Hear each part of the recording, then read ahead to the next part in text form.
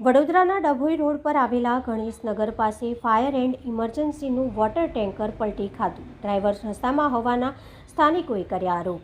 વડોદરાના ડભોઈ રોડ પર આવેલા ગણેશનગર પાસે ફાયર એન્ડ ઇમરજન્સી વિભાગનું ટેન્કર પલટી ખાઈ જતા રાહદારી અને સ્થાનિકો આ ઘટના સ્થળે દોડી આવ્યા હતા. સ્થાનિક અને રાહદારીઓના જણાવ્યા મુજબ ડ્રાઈવર નશાની હાલતમાં હોય તેવા આક્ષેપો કરવામાં આવ્યા. સ્થાનિકોનું કહેવું છે કે આ વોટર ટેન્કરનો ચાલક ફૂલ સ્પીડમાં હતો, પણ વોટર ટેન્કર ચલાવનાર ડ્રાઈવરે આરોપો નકારી દીધા હતા. આ ઘટનાની જાણ થતાં જ ફાયર ઓફિસરો ઘટના સ્થળે તાત્કાલિકપણે આવી પહોંચ્યા હતા. આ ઘટનામાં દ્વિચક્રીય વાહન ચલાવનાર મહિલા પણ ઇજાગ્રસ્ત થઈ હોવાની માહિતી.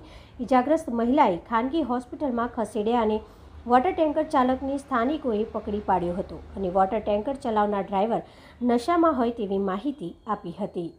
આ પબ્લિકને દૂર કરો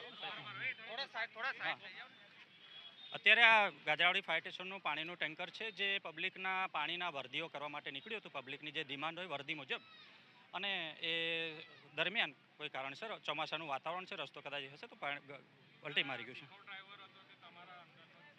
ના, એ અમારા ફાયરનો જ ડ્રાઈવર છે. તેમ છતાં તપાસનો વિષય છે. હું બાકી વધુ તપાસ કરીને કરીશ. ના, એવું કશું જ નથી. એવી કોઈ એ પબ્લિક જે પણ હોય, પણ અત્યારે પ્રાથમિક ધોરણે એવો કશું નહીં. આ પબ્લિકની સેવા માટે વાહન નીકળ્યું હતું અને એની કામ